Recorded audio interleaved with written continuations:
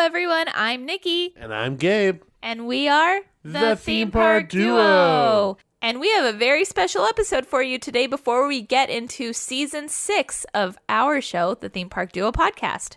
Yes, we actually have someone very special for this very special episode. We have Jeff DePaoli, host of Disney Coast to Coast, the ultimate unofficial Disney fan podcast. And he asked us to do a little switcheroo episode, so you could hear one of our episodes on his podcast feed, and you could hear his episode that we're about to let you listen to on our podcast feed. We've been friends with Jeff for quite a while now, and we thought this would be a lot of fun.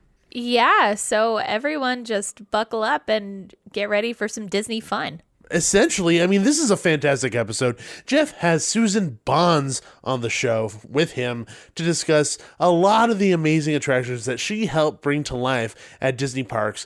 We know you guys are going to love this episode, so make sure you enjoy it, and also make sure you subscribe to Disney Coast to Coast after you're done listening, because you're going to want to tune in for so much more. But let's not wait any longer, and let's tune in to Jeff's episode interviewing Susan Bonds. Is your magic meter running low? Well, we've got a cure for you. Welcome to Disney Coast to Coast.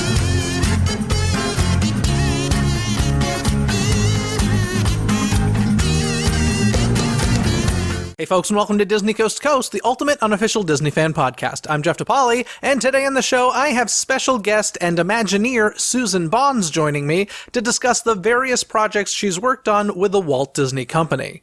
Susan has played key roles in bringing us iconic attractions like the Indiana Jones Adventure in Disneyland Park, the Extraterrerostrial alien encounter in Magic Kingdom, Mission Space in Epcot, and so much more.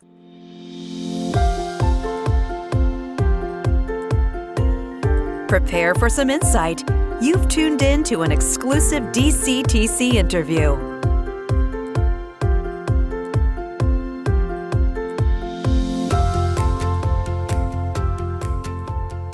Susan, thank you so much for joining me here today on Disney Coast to Coast. A pleasure to have you. Thank you very much, Jeff. I appreciate the invitation. Yeah, you've had a wonderful career with Walt Disney Imagineering, and, you actually started with Imagineering in Orlando, is that correct? That's correct. I was going to Georgia Tech, I was getting my engineering degree, and because I'm one of 5 kids, I had to work my way through college. So they had a cooperative education program, and I signed up to work on Epcot. And so I got to work on Epcot from about a year before groundbreaking to a year after opening. So from 80 to 83, the end of 83. And I got to see so many things. It was actually called WED back then, although the WED employees were still called Imagineers. But I got to work in the WED building behind Epcot, and it was a pretty amazing, when I went down there the first time, I got an office on Main Street right above the Penny Arcade. Oh, and wow.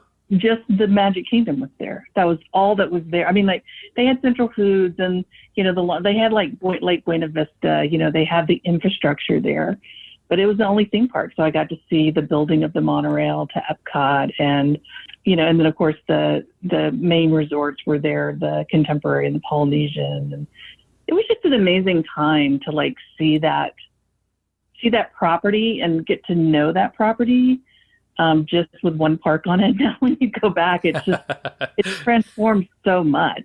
But yes, I mean, it was, I think I was there during the 10-year anniversary of the opening of the Magic Kingdom, and I remember the parade. I used to watch it from my window above the Penny Arcade. It was just, It was a really magical time, and so many people there, so many focused on bringing to life this dream of Epcot, experimental prototype community of tomorrow. And I got to work on 6 of the attractions there, as well as do some overall park-wide system stuff. So I got to work on Imagination, Transportation, Spaceship Earth, Energy, Land, and Communicore, a little bit of Communicore. So I was mostly Future World, obviously. And it was just an amazing, amazing time. I mean, at the time, I didn't realize, I was meeting Disney legends, right? Because everybody was just so focused on making this dream come true. But one of my fondest memories is Dick Nunes called everyone together to come over to American Adventure when they had the whole carousel working and they were going to do the first show. And I remember, watching the final song, Spread Your Golden Wings. Yeah. The theater was just packed with people who had just been nonstop, every day for years, working on the stream. And when Walt Disney came across the screen, everyone just started clapping and crying. And we didn't even pay any attention to the rest of the movie. It was just such a, hey, yes, we got over the hump, we did it, kind of moment. Even though I know there's a lot of discussions about if that was, Walt's complete vision, and obviously people took it over, but it was a really, really interesting time to see this concept of Imagineering where people put story together with the experience. You had all the engineering disciplines, you had safety, you had infrastructure, you had maintenance, you had all the design disciplines, and you had these creative directors, who every detail mattered, when you're creating immersive experience.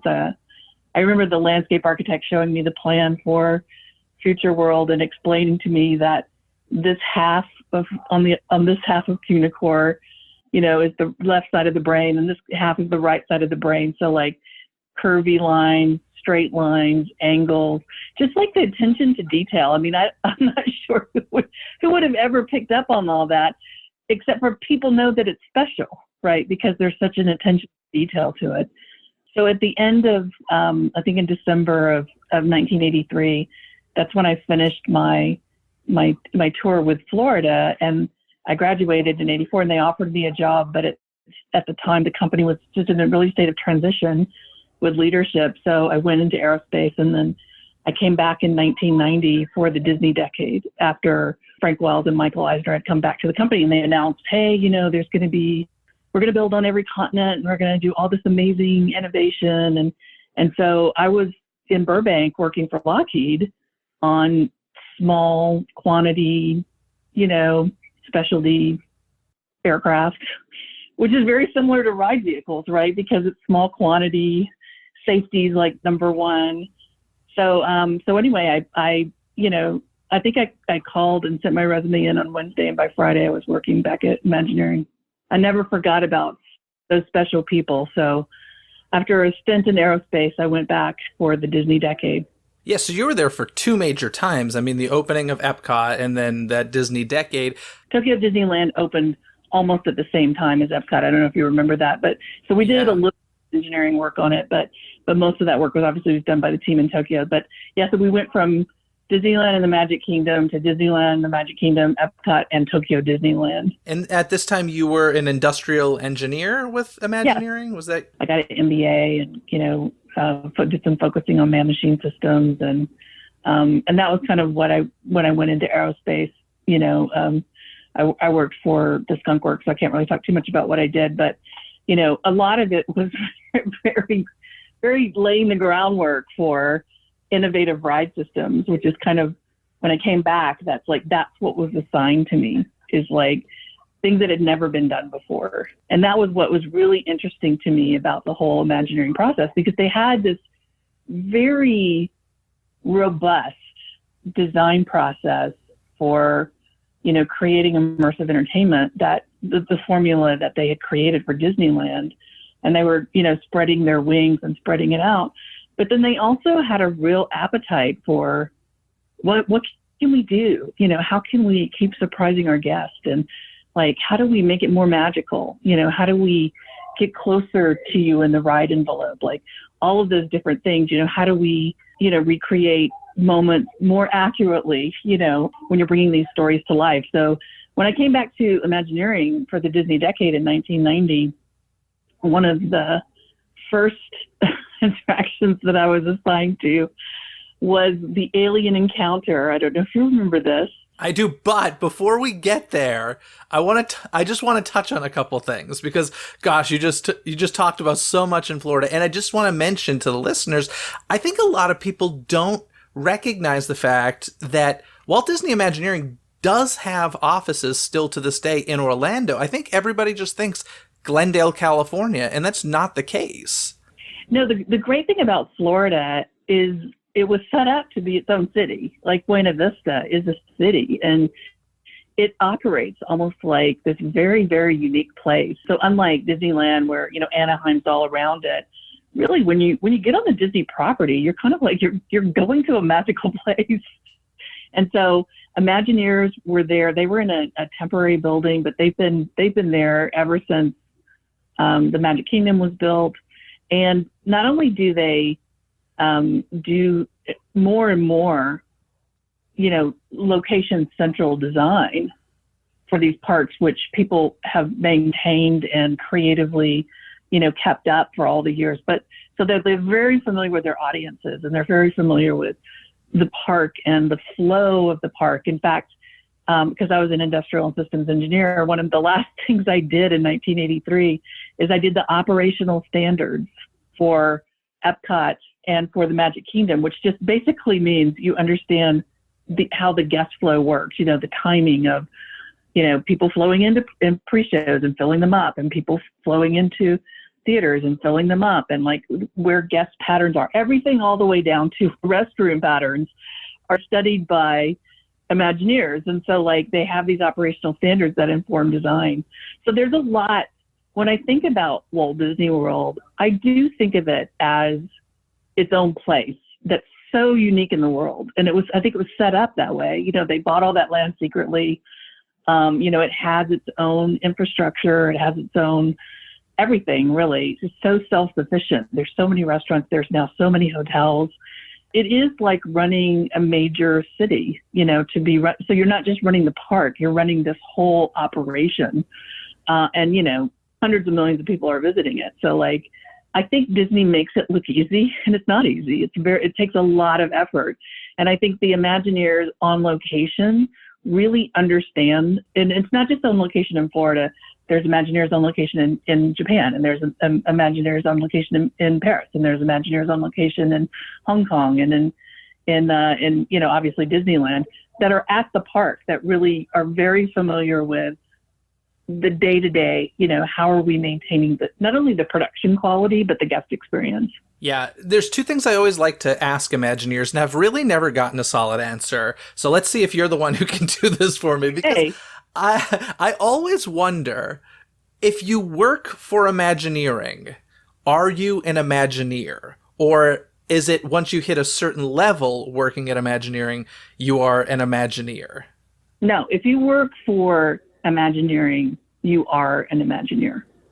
So if you're an assistant to somebody, you're still an Imagineer. Because it takes a village, right? You know, the teams of people, like, I know we're going to talk about things later on, but, you know, when I was working on Indiana Jones, there's 400 people working on that attraction. It takes all of the people and all of the pieces working together. So it'd be impossible to say, well, this piece isn't important or that piece isn't important, because the group of people are working together towards one goal, which is making fantastic entertainment and making people smile. So like, whether you're, you know, the janitor sweeping up Main Street, or the Imagineer who's designing a new ride system, I think it all works together. But Imagineering is anyone who works at WDI. That's my answer, and I'm sticking to it. Okay. And then the other question I had about that is, for me, you know, I always love the stories of when Walt was starting Wet Enterprises, and he took people who were like animators and was like, guess what? You're building rides now. And so a lot of people who were working at Imagineering or Wet Enterprises at the time were really doing like a grand amount of things. They weren't very specific niche talents. Mm-hmm. And at some point, Walt Disney Imagineering became a place where I feel like, correct me if I'm wrong, but I feel like very specific niche skills is what they're after these days, as opposed to somebody who can, you know, hey, Extencio, write this song and then figure out the figure or whatever. So do you know when, and or perhaps were you around when it started kind of zoning in or lasering in on niche skills? And or do you agree with me? I'm not sure I 100% agree with you. Now, I was a project manager and a show producer and a creative director. So one of the things that was, our job as Imagineers, as a leader leading projects, is to constantly be communicating the vision so that people are adding to it. So I do think that it requires a lot of disciplines and a lot of specialty and focus. But I also feel that there is a very good cross-section of Imagineers who understand the creative intent of the entire experience and are making sure that that doesn't get lost in translation. I think that by definition, as it becomes more defined as an industry, it's easier to recognize that there are these specialties within the specialty. Within creating a theme park, there's all these specialties. But I also think that there are, and part of the success of Imagineering is having people who understand the vision of the guest experience. And I would say that maybe a different way of saying what I just said is that the biggest thing that I learned at Imagineering, and I had the opportunity to work with some of the original people who worked with Walt on both Disneyland and the World's Fair. And the greatest thing that they taught me is that your focus is on the guest experience.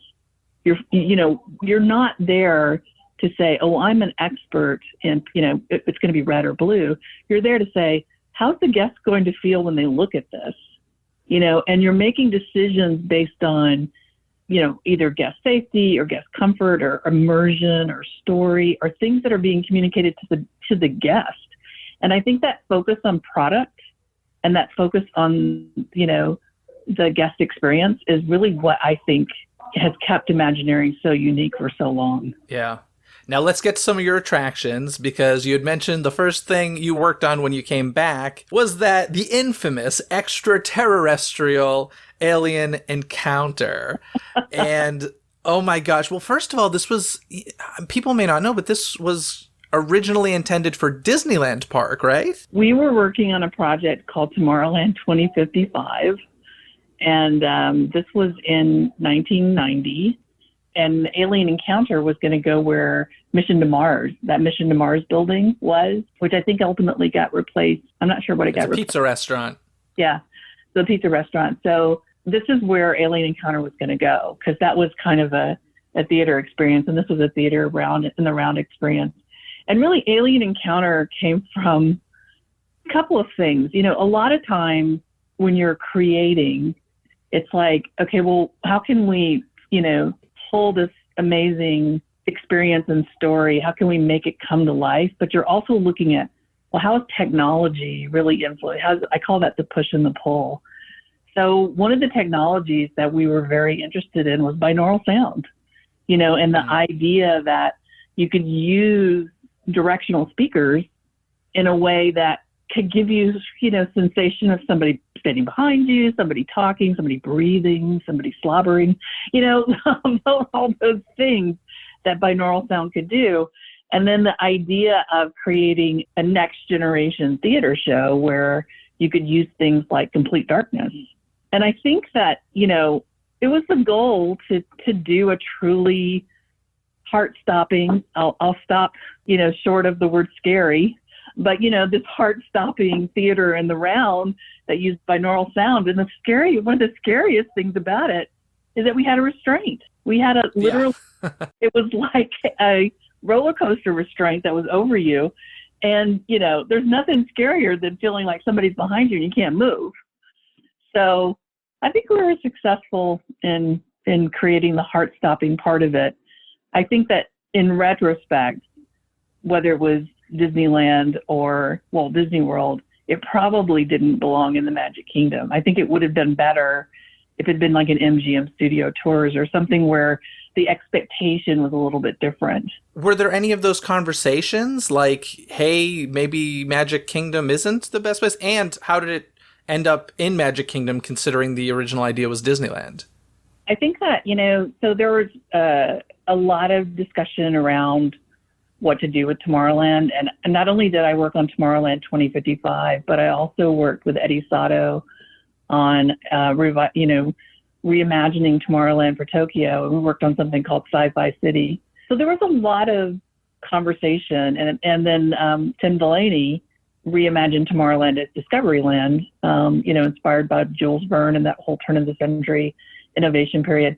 I think the challenge with Tomorrowland is like when you put something out there that's supposed to be the future, it's instantly dated because the Imagineering process takes a couple years for something to become a reality. So you're outdating yourself, and who's to say one vision of the future for one group of people is the same for another group of people? And so I think that was the challenge with reimagining Tomorrowland. It wasn't that these individual attraction ideas weren't really cool or interesting or great. It was just that, well, what are we really creating here? That's why I personally liked Eddie's solution. It's like, let's celebrate science fiction. Some of that work was just really, really amazing. And even like when they put Star Tours in, it's like, okay, well, that's sci-fi come to life. It's like, all right, well, so we're focusing this area on science fiction. It's like, that could be really, really cool. And I think ultimately that some of the changes they made to Space Mountain, I think the Star Wars Space Mountain is probably one of the best ones that I've ever seen. I love it. So yeah, I don't know, like my take on Alien Encounter was it probably didn't belong in that park. And my other takeaway is Tomorrowland is hard, Yeah. And I understand because I've actually had Marty Sklar and Bob Gurr come talk to my team about the World's Fair and, what their goals and objectives were for the 64-65 World's Fair. And I think that people thought about the future differently, but now we all have digital devices, at our fingertips. We're playing games and watching movies and, doing stuff on our phones all at the same time.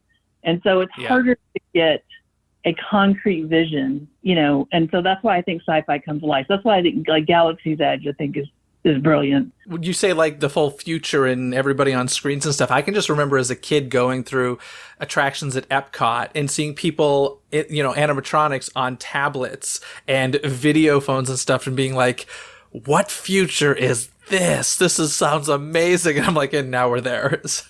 Like, I don't know if you remember on the Horizons ride, which I actually tore down to build Mission Space, but there was a scene where they had a birthday party and it was holographic and Zoom and FaceTime like there's nobody's business. And I'm pretty sure we're not that far away from holograms of each other. But it was just, again, a different time where you could put things out there that seemed like, oh, that could never happen. But now it's harder. Now it's harder to put something out there and think, well, like it's to me, it's much easier to take a rich, defined world like Star Wars or sci-fi in general, and like that, there's a lot to pull from there. Yeah, so Alien Encounter did eventually open in 95 at Magic Kingdom, and same year you opened the Indiana Jones adventure in Disneyland. That's so right. Were you working on these simultaneously? I only spent once Alien Encounter went to Florida. We had done the majority of the design work, so we passed it off to them and they built that. And I was assigned the Indiana Jones adventure. And I think I started as the project manager because I had an engineering degree and an MBA, which at the time was required at Imagineering to run a project. And then I got won over by both Tony Baxter and George Lucas to the creative side, to really understanding story. It wasn't really until Indiana Jones where I put both sides of my brain together, the right side and the left side, and understood that it's not just about the technology that's creating these attractions, but it's about the story and it's about the role that you're giving the audience. So Indiana Jones, I took that project over in either late 90 or early 91, and then, went all the way through opening, which was in 95. And that was my first project going from beginning to end, and really seeing the whole process. But like, I got to work with amazing people, Skip Lang, who'd done all of the rock work in Tokyo Disneyland, and which was an amazing, amazing art director. Tony, of course, who was coming off Disneyland Paris, and had done amazing attractions like Big Thunder Mountain and Splash Mountain, and he was just an amazing kid at heart. I got to work with, when we were putting Indiana Jones in, one of the biggest challenges is that the ride building out in the parking lot, and we had like 16 feet between the Jungle Cruise and Pirates of the Caribbean, and it needed to go in Adventureland. I mean, what are you going to do? Put Indiana Jones not in Adventureland? Of course you're not. So we did like over 50 layouts of like trying to figure out how to get a queue in there, and ultimately we ended up having to realign 200 lineal feet of the Jungle Cruise, and so I got to walk the Jungle Cruise with the original landscaper, Bill Evans of Disneyland. I think he was either in his late 70s or early 80s at the time. And he was telling me he remembered where every tree came from.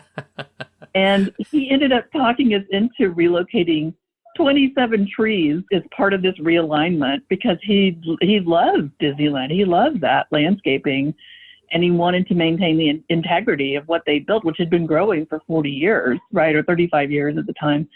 And so, no, it was 40 years, by the time we opened. And so that was again, a great privilege to be in the presence of someone who was there, when they did it the first time. Right. Yeah. And to just hear directly from them, some of the decisions that they had made and why, and it affected us. It affected my team. Because like I said, not only did we save the trees, but I think it just affected the whole way. I know we went out and started scouring the state and then even beyond the state lines to try to find every piece of bamboo that we could find, because we knew we were going to be wedged in between, vegetation that had been growing for 40 years. And we didn't want to just seem like odd man out. Right. Sure. So it did affect our strategy, working with some of these original Imagineers and creating this really unusual, and I think the first of its kind, queue experience, where you're walking in the footsteps of Indiana Jones and you're really building anticipation before you get on a thrill ride. I think it was one of the most successful story experience-driven queues, and part of it was born out of necessity. It's like, well, we got to get all the way back out there, and so that's sometimes how magic can happen. Yeah. Now, a lot of us have seen concept art for Indiana Jones Adventure where at one point Jungle Cruise and the Disneyland Railroad were going to be going through it. And the mine. In the mine train. Wow. So how far into that process was it kind of nixed? Was it like decided early on, hey, this is not doable, or did it get pretty far? I mean, I think the vision was it's a huge multi-billion-dollar franchise, and they'd already had great success with Star Tours. And I think that there was a lot of expectations put on Indy. They're still making the movies. So I think that there was a lot of expectations put on it. There was a lot of the early concept work was really like, how far could we go? How much could we integrate in? And actually, I think it was a precursor to some of the things that are happening now, which is how can you take assets that exist for one purpose and repurpose them in a different way. So like having the Jungle Cruise boat go through a new attraction, all of a sudden you've got a new Jungle Cruise too, and having, the train, drive. It was just the idea was that, well, okay, we're not just putting something new in here, but we're going to revitalize everything. And actually, while I was working on Indy, Eddie actually took and redid some of Adventureland and did some really, really cool things out in Adventureland to make it all seem more integrated. When I got put on the project, that was kind of one of the reasons, is to say, okay, well, here's what we're really going to spend. And so you need to make these trade-off decisions about, and the minecart ride did get built in Disneyland Paris. So that work didn't get thrown away. And I think that like I said, on the 56th or whatever, 57th, whatever plan it was of getting back to the building, I think we had to spend a certain amount of money on this immersive queue. So then we were kind of dictated on, okay, we know what the ride's going to take. We know to deliver on the movie experience. We know what the queue's going to take. So some of those decisions were easier to make because the train ride was already fantastic and the Jungle Cruise was already fantastic. And so, but those were some of the first things that I took on, the challenge of getting under a budget number. That's the fun of Imagineering. There's a blue sky process. Really, you're not thinking about, is it possible or how much is it going to cost? You're just dreaming. And I think that's why Disney got as far as they have, right? Imagineers have gotten as far as they have because they do allow things to gestate. And so even though you might say, oh, okay, well, that never happened, But the fact that it did happen really instilled in the team a lot of value and trade-off decisions that were really going to deliver. So like you take things where, okay, maybe not everything's going to fire on all cylinders, but as you kind of distill it down, kind of centrifuge the idea down, everything you have is a blockbuster when you get to the end. Very successful. Oh, absolutely. I mean, it's my favorite ride in Disney. Well, Rise of the Resistance is up there with it as well. But I mean, Indiana Jones, it has aged beautifully. It's still a major e-ticket attraction in that park. It's crazy. I had heard, tell me, this may just totally be rumor, but I had heard back when Disney MGM Studios opened, that Stunt Spectacular was supposed to be super limited time, and they were actually going to put this ride there as well. Do you know if that's factual at all? I never heard that. Okay. You know, when you're working on an attraction, it does consume your life. So the thing that I was really tracking in Florida was Tower of Terror, which I thought was a hugely innovative, very original ride. And I was, trying to stay in contact with some of that team because they did some amazing problem solving on that ride. So just from a engineering perspective, I thought it was amazing, but also the story and the environment that they created for that, and that the incorporation of the IP of the Twilight Zone. I mean, there were so many. So that was kind of the thing that I was watching in Florida. Mm-hmm. I didn't hear that. I mean, I knew there was a stunt show, but I never heard that specific thing. Now, I truly, truly love this attraction, so please don't be offended by this question. But there's one thing that I've always questioned about Indiana Jones Adventure, and whenever I question things, I'm always like, was this a conversation that was had? I'm always curious. So, to me, the greatest thing about the attraction is the ride system. I mean, it was brand spanking new, mind-blowing that the whole, what's the word I'm looking for? The simulator on the track. Yeah, a moving motion based three-dimensional sets. Yes. So we'd never experienced that before. And, whenever there's a new trick, I always think of it as a magic trick or an illusion. Mm-hmm. And the worst thing that you can do is give up that trick, show the trick or illusion. And there's this grand moment in the attraction where you turn the corner, you're riding down this quote unquote stairs, and in front of you is the grand room. You see the bridge, and it's timed so that you see another vehicle crossing the bridge at that exact moment. And in that moment, I've always just been like, oh, they're giving away the trick because we're seeing the motion simulator. We're basically seeing the magic behind our ride vehicle. Right. And is that something that was ever talked about, or was it like nobody will notice, or I don't know. So the Indiana Jones ride is, a little over between 3 and 4 minutes, and every bit of it was scored at Todd AO with a 90-piece orchestra. And I can tell you that the programming of that ride, which took about really 8 months, we did a simulation of that ride, is that at every 10-second interval, we have all of these tools in our tool chest. It's like, okay, there's offboard effects, there's offboard and audio animatronics. There's onboard motion. There's onboard music. There's all of these things that could happen that even myself, riding the vehicle every night, programming it, no, it didn't take anything away from the experience. So like, I think in the adrenaline of the moment, when you think about, that's the first time that you really jerk around and you're moving down the steps. Most people are just holding on. Yeah, so I guess it's true. Because you are a Disney person and because you've probably been on it so many times, it's like it's apparent to you. But I think the general public going through it, no, they're just like, and I'll tell you how I know that. And this is an insider story. When we were, working with the ride system, and it was an amazing ride system that was developed out of Imagineering R&D. It was an amazing vehicle that they turned over to the creative team for Indy to match with the Indy IP. We were thinking, okay, this vehicle is so versatile that we picked like a dozen places along the ride where we could program multiple programs. And in fact, if you ever saw the press material from opening, it was one of the big talking points, right? There's over 100,000 combinations of this ride, of like all these different things that could happen at these multiple places. There were 50 onboard show control computers, and they were syncing up, and, everything from different lines of dialogue. But the reality is nobody noticed. And why did nobody notice? Because you're on a adventure, an Indiana Jones adventure. It's like, we were up, we were down, we're on a Jeep, there's snakes, there's bugs. That's what people took away. The nuances of that kind of differences in motion base, even though we could have thought it was cool because we've been on the ride for 8 months and we were thinking, oh, this is cool. Nobody noticed. So I feel like you noticing the motion base and how it looked on the Jeep going across the bridge is probably, you're one of the rare few, because people are just holding on. They're screaming, they're yelling, they're having a good time, as they should.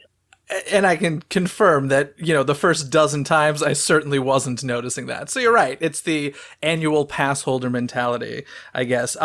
So you've seen some of the updates since its original opening, and I'm curious if are any specific updates that really excite you to see the attraction plussed in that way. I mean, it is a very Imagineering thing to basically birth this baby and then you hand it over and say, Godspeed to you. Now we actually were a little under budget on Indy. So we spent some time programming because it was a very new attraction, and there was a lot of different types of motion bases because you had 6 degrees of freedom, but you also had a back end on the vehicle that could kick out. So there was a lot of study of the motion on the body, and there was a lot of modifications to the program. But I think for me, it still delivers on the promise of Indiana Jones. I love the queue. I love the fact that our, prop designer, Pat Burke, built the ladders in white oak because that's what they had in 1938. I love just seeing how the vegetation has grown up. I love the story as you're walking down the queue, and the, in the room with the obelisk of doom, we actually put the initials of a lot of people who made the attraction possible, including Frank Wells. His initials are in there, mine are in there. This is really cool. Special. And I feel like once I get on that vehicle, I know if I really study it, I know there are things that bother me that are off. There are things that excite me that are new. But for the most part, it's just a great thrill ride. It still delivers on that idea of bringing the movie to life. So I would say in my heart of hearts, I probably, because I moved down there the last 2 years and just looked in the Ramada end, and was at the site almost 24 hours a day.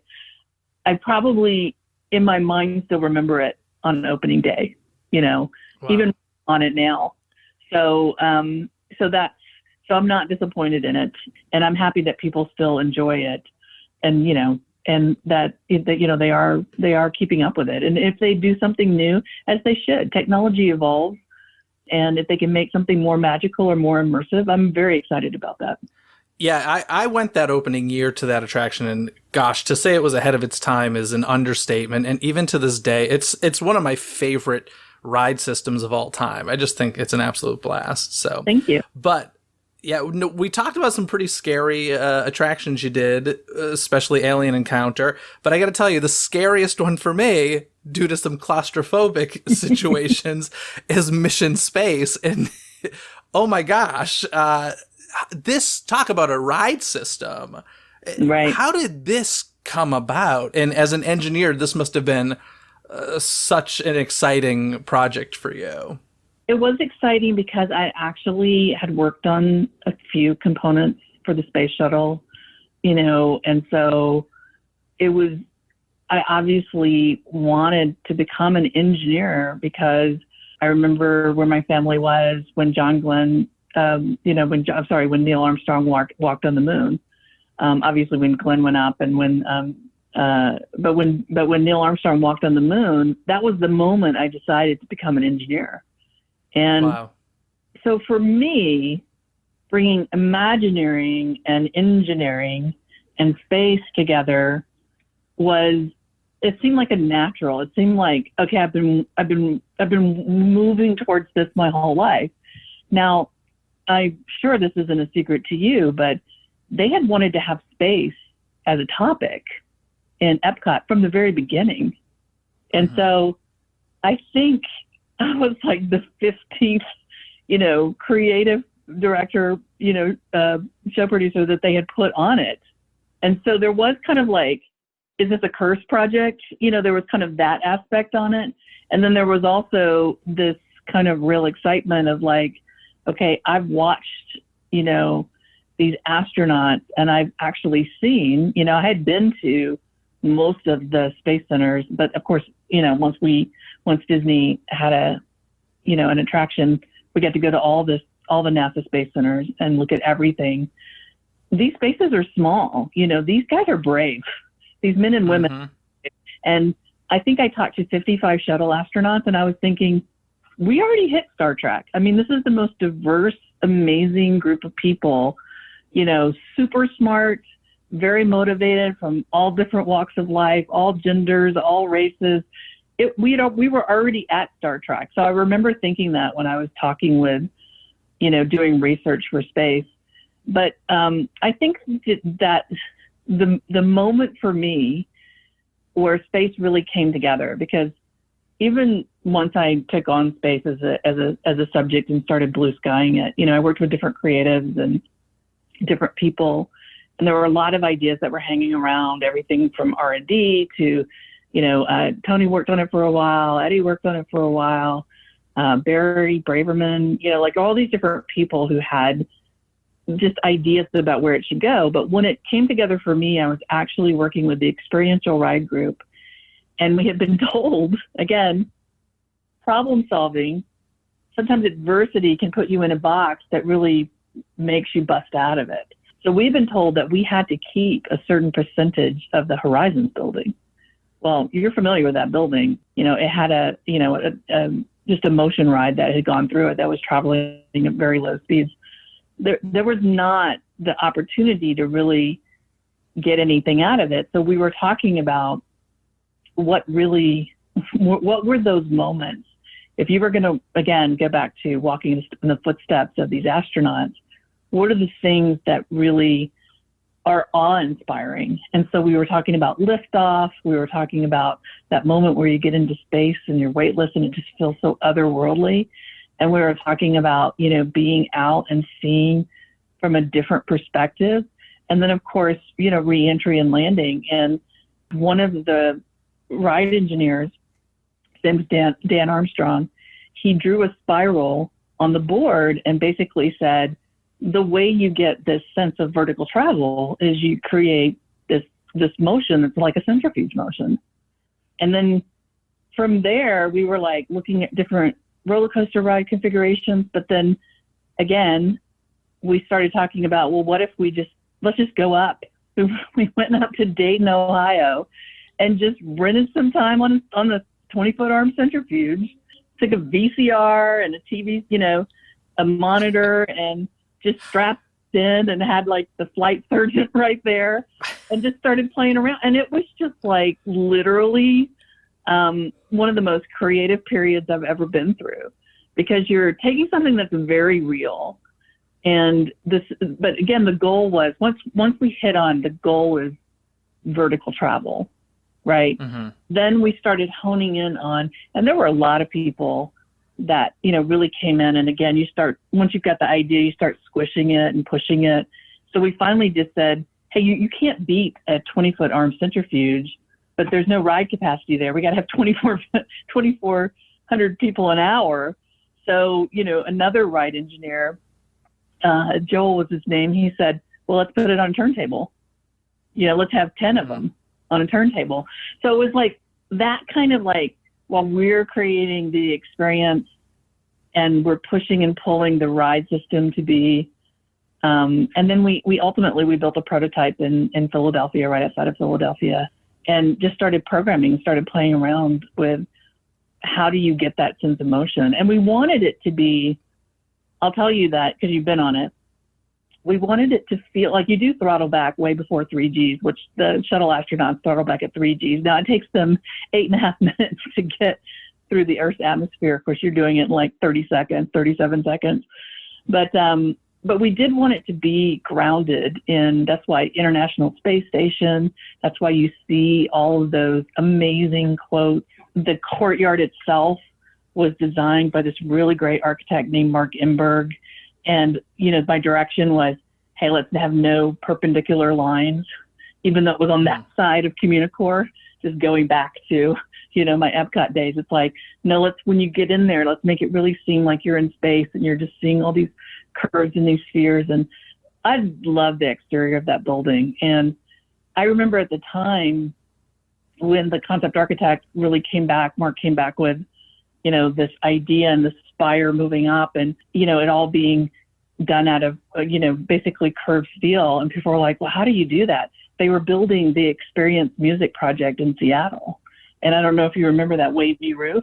And we went up there to see, and we're like, hey, they're doing it. You can do it too. So it is kind of interesting when you have all of these people, you're saying, okay, because space is also, the expectations on space. I remember just from a pure research point of view, we went down to Disneyland and stood outside of Space Mountain and interviewed people as they came out. And we said things, we asked them questions like, did you remember the moon landing? Or where do you think we should go next? Do you believe that there's life out there, other life out there? Where do you think the universe begins? Where does it? I mean, you could not script the answers that we got back on these. But basically, space is a very connecting topic because it is a big frontier. And most of us do love sci-fi, and most of us were inspired by real astronauts who risked their life to go up and really see what this is. So we found it to be a very connecting topic. So again, high expectations for what you do. So a lot of people, from the architects to the landscapers to the graphic designers to the motion graphics to the, R&D really worked on connecting the motion graphics with the physical motion, the ride group, who really developed another groundbreaking ride system. And I think that, probably the complaint is it's probably too real, right? Yeah, I would not want to be a test dummy on that attraction. That thing, the claustrophobia, the centrifuge, I mean, it's intense. I think it's probably the most intense experience you'll find in a Disney park. It still, probably, today. And it's real vertical motion, you get pushed back in your seat and you feel like you're going somewhere. And I think, that was the goal, was to make it like you're walking in the footsteps of real astronauts. Success. I do want to talk about, before I let you go, about some, of course, you did incredible attractions for the Walt Disney Company, but currently you work in alternate reality games. You're the president and CEO of 42 Entertainment. And so what's going on in the world of AR games, or what is it? I think there are a lot of people who still don't know it all that well. One of the reasons that I got out of Imagineering and went into gaming is because, we were right at the cusp of mobile really taking a huge role in our lives. And I think, back in the early days when Disney, I was on a lot of teams where Disney was talking about, well, what are we going to do with the internet, and what are we going to do with digital and what are we going to do with mobile? But at the time we were looking at broadband penetration numbers and, it's crazy stuff today. People are like, what? How old are you? But, it became clear to me that gaming, and especially pervasive online gaming, massively multiplayer online gaming, was really moving at lightning speed, and they were reaching an audience that Disney didn't really reach. And in fact, one of the very last things, I ran the concept studio at Imagineering for several years, and one of the last things that we developed was an attraction based on the number one PC game for 10 years, which was called Myst. But it was kind of a family-oriented puzzle mystery game that wasn't necessarily a first-person shooter game. And it was very popular because families would play it together. And so at the time they were working on Animal Kingdom, and people were like, well, what are we going to do with Discovery Island? And we were like, let's build Myst Island. Let's have a real online, offline, interactive attraction where you could work together with people all over the world. And one of the reasons we liked it is because it appealed to a group of people, for boys, it was 8 to 17, and for girls, maybe 11 to 17, who really, fell out of the Disney IP. And so like, this was pre-Marvel and all that kind of stuff, but it was just kind of like, it was very attractive. So I got to know those guys. And so when we ended up the project didn't move forward, I actually left and went to develop a massively multiplayer online game. And I'm so glad I did, because, it's an interesting thing, the language and the behaviors that we've developed, as digital creatures. And I'm sure you're never without your phone being close to you. And most people, especially most younger people, are working on multiple devices at one time. Another inspiration for me getting out and getting into gaming is that when I was working on Mission Space, as you know, there's 4 positions in the capsule, and I wanted people to work together and affect the outcome. But when you're doing a classic Disney attraction that has to get 2,400 people through an hour, the inertia just pushed it towards always being the same, which is why I'm very excited about Galaxy's Edge, because I see a lot of programming in there, and that's where I think theme parks need to go. So anyway, I got out and went into gaming and learned that there's a whole different audience that values different things. Created our own real-time virtual photorealistic 3D engine, and kind of went from 90% brick and mortar to like 90% digital. And one of the things that kind of struck me, having really observed, people out and in a Disney environment for so many years, is that being in a completely virtual environment had limitations as well. You didn't necessarily have the same budget limitations, but you did have limitations in terms of interaction and where you could go, what you could do, and the value that it had.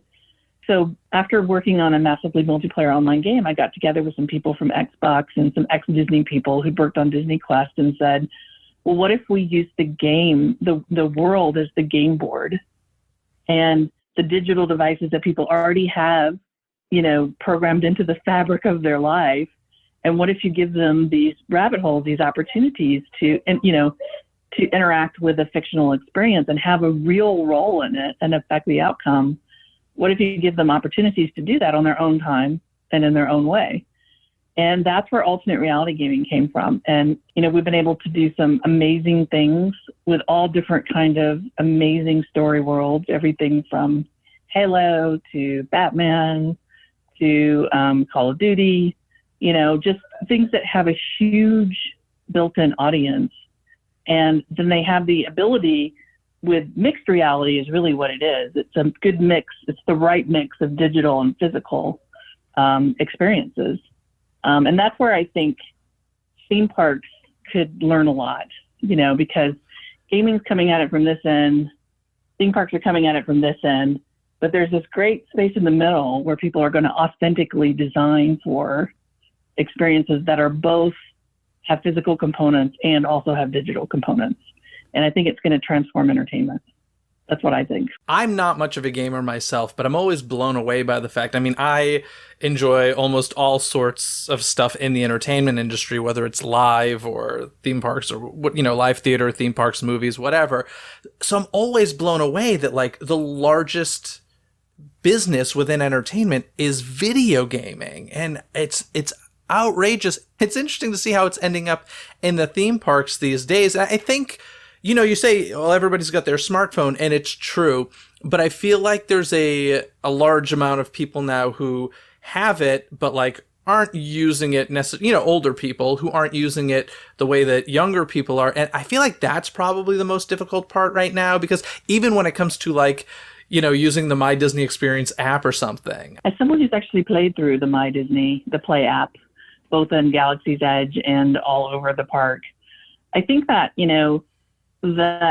there's so many considerations. If you go back to, having been involved on a park level for, Epcot and to some limited degree Tokyo Disneyland, but then other parks that didn't get built and major attractions, and thinking about all of the master planning that goes into it, I really feel like that the things that are going to win are things that are probably a mix of enterprise. Like I think the Disney Magic Bands was definitely onto something. It's like we're taking an experience and making it more user-friendly for you. It's like, well, it's easier to do banking today. Why shouldn't it be easier to go to a theme park? And that was smart thinking. I think the idea of really where you can go with in terms of play, I think we're just starting to see scratching the surface. Like if you think about Hall of Presidents, the magic when we were young and now the limitations of audio animatronics, but you think about these realistic holograms and these recreation from scratch, a digital human, so imagine a digital human Abraham Lincoln that, you with and interact with. I think that it's just now, I think, definitely the virus put a little kink in some innovation that's going on, but I think there's a lot of people that are working on really magical experiences that I'm sure Imagineers and others in the industry will take and use in interesting ways. But I also feel like the magic of theme parks and the magic of really creating immersive experiences can now be more local. I think location-based attractions and entertainment are starting to spring up everywhere, and they should, because technology is more affordable now. And, quite frankly, after this is all over, we're all going to be like, let's go somewhere. Let's do something. I don't care if we just drive 2 miles, let's go do something. Let's go. And I think that there's going to be an opportunity for a different type of location-based attraction and entertainment. And that's what I'm really excited about. Yeah, and it seems like Bob Iger's been talking a long time about augmented reality stuff for the park. Yeah. So it'll be interesting to see where it goes. And Susan, you are obviously super intelligent and have had an extraordinary career. And I'm sure we only hit the tip of the iceberg here, but I just wanted to be respectful of your time and thank you so much for coming on and talking about all of this stuff. And definitely go see Rise of the Resistance when you get a chance. Oh, I did. Yeah, it's unlike anything I've done. It's quite incredible. So yeah. Once an Imagineer, always Imagineer. Thank you so much, Jeff. Now, folks, if you haven't listened to last week's episode yet, be sure and check it out as we discussed the new live-action reimagining of Mulan. And don't forget that you can catch the latest Disney news every Sunday in the House of Mouse headlines. The easiest way to make sure you don't miss any of the magic is by subscribing to Disney Coast to Coast on Apple Podcasts, Spotify, or wherever you listen to podcasts. Wherever you search, don't forget, it's Disney with a Z, Coast to Coast. Now, if you've been listening to Disney Coast to Coast for a long time but haven't yet checked out patreon.com/DisneyCTC, now would be a great time to do so. By becoming a member of the DCTC community at patreon.com/DisneyCTC, you're not only supporting the show and assuring more free episodes in the future, but you're also getting yourself exclusive bonuses. So if you haven't checked it out yet, head to patreon.com/DIZNEYCTC right now. And thanks in advance for considering becoming part of the community. Other than that, folks, have a magical day. Bye! Thanks for listening to Disney Coast to Coast. Have a magical day. Disney Coast to Coast is produced and hosted by Jeff DePaoli. Learn more about the podcast and become a supporter at DisneyCoastToCoast.com.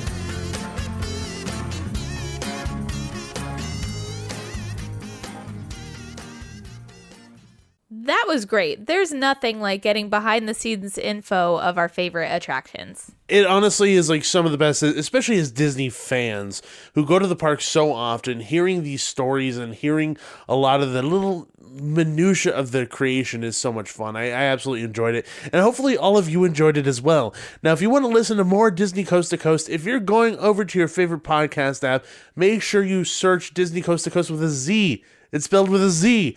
Disney Coast to Coast. Disney with a Z. Very important to remember. It's not spelled the normal way. It's spelled the Jeff DePaoli way, which is the important part. So make sure you do that. Make sure you subscribe. Hopefully you guys enjoyed that. And hopefully we'll get Jeff on the show. We'll talk some more Disney goodness. But hopefully you enjoyed and have a great day. See ya.